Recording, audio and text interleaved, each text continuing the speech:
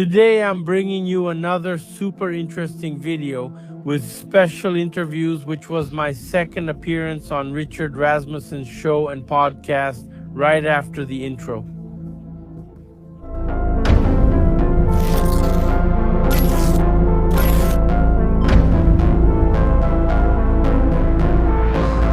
Hello everyone, I'm Edison Boventura. Welcome to our channel. And today I'm bringing you a video. This is the third video in the series At the House of Animals, right? We have the first and second videos that we made during our first appearance on Richard Rasmussen's podcast.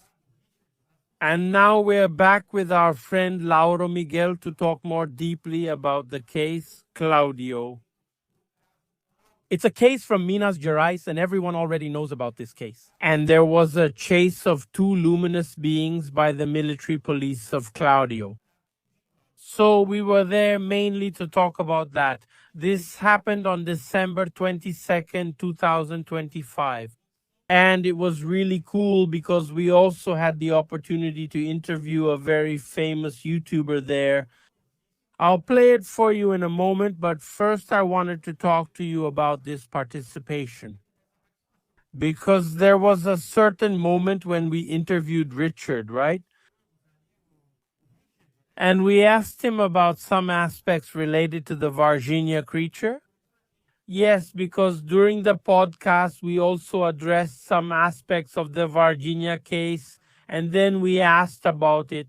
Could the Varginha creature possibly be, say, a reptile or an amphibian? And we also talked about aspects related to those mysterious deaths that happened at the Varginha Zoo in 1996. So let's watch a short excerpt from this podcast in the biological field now. I have a question that I want to ask Richard now and take advantage of this moment. During the case, the investigations of the Varginha case, we had the sighting by Mrs. Teresina Gallo-Kleps, who works at the zoo, inside the zoo. On those days when the creature appeared inside, 5 animals of different species died. So it was an ocelot, 2 catinguero deer, a blue macaw, and a tapir, and the cause of death. So I have the reports here, right, from the veterinarians. It was sent to Belo Horizonte for analysis, and basically all of them died of nothing, and one of them showed caustic intoxication by an unknown substance. This is the report. That's when the veterinarian Marcos Mina, at the request of the director Leila Cabral from the hospital, she asked him, hey, open up the animals, check the organs, see inside, how does it look? If it was poisoning, what he identified was that from the trachea down there was no blackening. The blackening came from inside, from the anus going inward, inward, inward. What did I do? I ended up taking this data and making it available to 2 veterinarians, 2 female veterinarians. And they said it could have been hypothetically a type of cutaneous poisoning, right? From the bottom up, let's suppose that this creature from Varginha rubbed itself or rubbed against the cage, passed by there, and then the animal rubbed itself, right? Because since there was no oral darkening, nothing was ingested, it wasn't in the water, it wasn't food, so maybe it was something from the bottom up. It entered through the anus. So what's the question I'm trying to get to? Maybe in nature there's some animal that could secrete something through its skin. Like in Varginha, there was that viscous substance on the skin, and that could have been a poison. There are frogs, for example, in the Amazon, that if you touch them through the skin, you could be affected. Yes, there are, because they're moist creatures, right? Constant water exposure allows fungi and bacteria to enter. So actually this poisoning they have in their skin tissues is precisely to prevent these fungi, these parasites that can stick to them. It's a protective feature for amphibians. So could the Varginha creature be an amphibian, a reptile, a batrachian, Because in the literature about the Varginha case, It is said that animals like those were seen inside the Rio Verde. And it is believed today that one of the creatures that entered the zoo came through underground through a branch of the Rio Verde that goes underground and flows into a lagoon inside the Varginha Zoo. So, did that creature that showed up there come from inside through the water? Are there witnesses who saw these creatures? There is a military man who wrote a letter to me dated July 22, 1996. And this military man said that there was a thorough operation in the Verde River, together with his platoon to try to capture one of these creatures. And he also mentions in this letter that in July, a friend of his, also a military man from ESA, took part in another raid there, another thorough operation in the Verde River. And on that occasion, his colleague said that the creature was hairy with those red eyes and that it was in the water, in the water, in the water. So then we start wondering if the Varginha creature was something, I don't know, adapted to these waters, to this. And then we think about the bacteria that contaminated the sea with elixires, since you said that this could help, right? Yes. So could it have something to do with it? Very interesting considerations from Richard Rasmussen, right? And now, right after the podcast, we met João from the channel Meu Mundo Minha Vida, a channel with over 900,000 subscribers, where he talks about moments and things that happen in his life, right? It's really interesting, isn't it? A lot of people have been following João, and we ended up meeting him right at the end of the podcast. And we interviewed him, asking if he had seen any unidentified flying object or anything like that. And then he told us about a sighting, right? He also talked about his family and mentioned a recording he made on February 12th, 2023. So now we're going to watch a little bit of that interview. And right after that, those images that João recorded, I'm here with João. We just took part in Richard Rasmussen's podcast here once again for the second time. You can't miss it. I'll leave the link for you to join in the description of this video. But tell me, João, that time you saw an unidentified flying object. Man, near your house, I saw a really crazy light like a red ball that would turn off, and I could clearly see the shape of a disc. When it turned off, it kept turning on and off again. The strangest part is people claim it was just a coincidence. I saw and recorded this red ball on my reels. The next day, there was a Brazilian Air Force plane flying over the area. When and where was this? It happened in Jundiaí near Itatiba Road. We often see strange lights there, which can be unsettling, but this one was especially odd. It's on my Instagram if you want to check it out. Was this your first time seeing it, or have you seen it before? Man, that was the first time I saw a light, right? My wife's family has already had some weird experiences, like seeing a light over their house. The light would go up and down, it pinned them to the bed, they couldn't get up. She wanted to tell you this story herself, but couldn't. Let's plan for you to come over to my place and record it instead.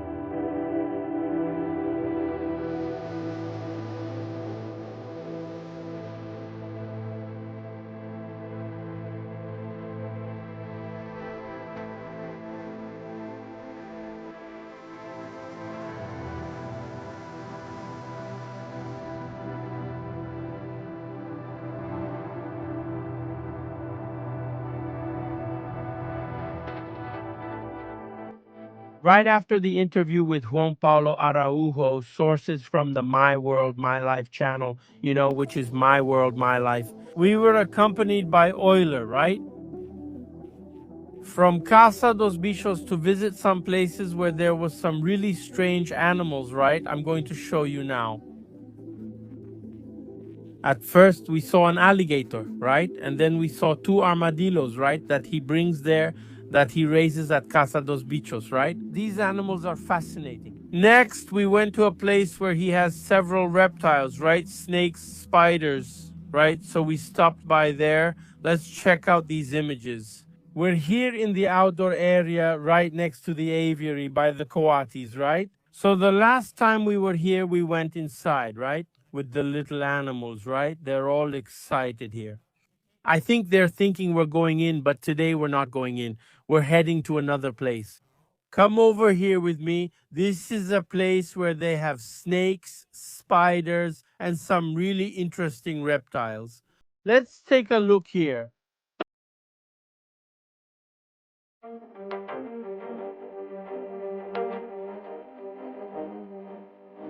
Look, the caninana is here climbing on Loro. So Loro, how does it feel? Look,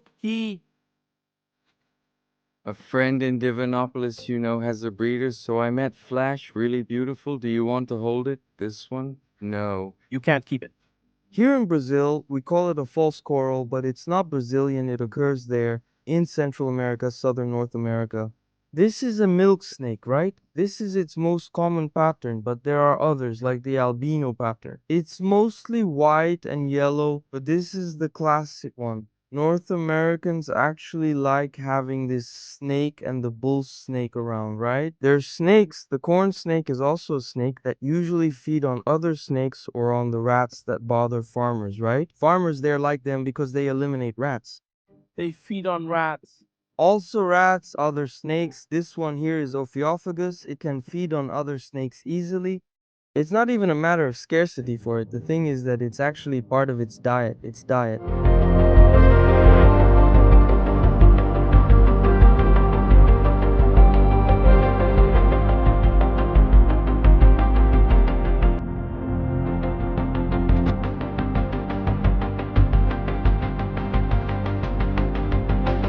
So, what should you do if you get bitten by a jararaca or a rattlesnake? First, for us who live in the countryside, tourniquet, sucking the wound, let's not do that. Sometimes I'll recommend the classic, okay? In some cases of viper accidents, people say, oh, in the case of the rattlesnake, but often the person involved doesn't have that information about what happened to them. So, don't use a tourniquet, don't try to cut the wound. Once, a snake bit you, the venom doesn't stay in the area. It's a venom that goes directly into the bloodstream, so there's no way for you to remove this venom from yourself unless you drain all your blood. But I don't recommend it. It might not be healthy, so the recommendation is to stay calm, just wash the wound. Don't try to take a shower, okay? It may take longer and make you more agitated. A hot shower can raise your temperature and circulation, making it worse. So just wash it with running water and soap, because it's a wound. Whether you like it or not, it's an injury, so it's a gateway for bacteria. After washing with soap and water, go to the hospital and say, I had a venomous snake accident. If asked which snake, whether you saw or photographed it, remember most people have a phone now. Did you see it? No, I don't have it. They will put you in a corner to monitor how your condition develops, and there they will, and there, look, that was a question I had, because you don't take that risk. The guy was bitten by a rattlesnake, and they plan to give him jararaca antivenom. That's the thing, it's not dangerous, but it won't be effective, so the person will keep developing symptoms, but the rattlesnake, it has a more neurological effect, so it attacks the central nervous system.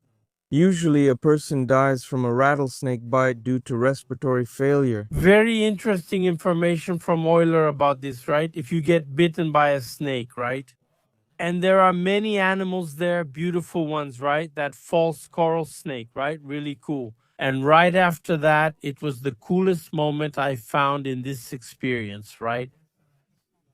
At the House of Animals, we were taken there by Euler into a bird aviary, right? So there were macos there, There were several types of birds, and we interacted a lot with those animals. That was really cool. I'll put some images here for you to see those moments which are unforgettable.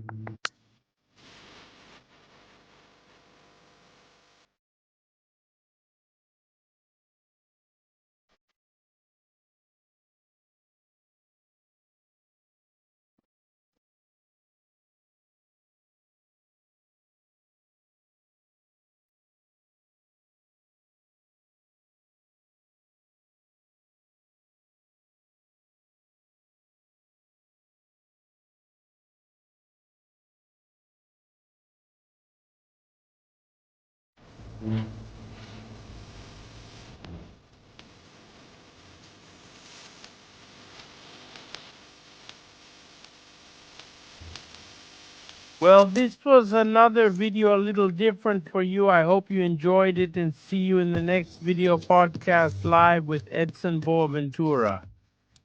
And if you like this video, share it a lot with your friends. Click on the like button and leave your comments because it's very important for us. Bye. See you next time.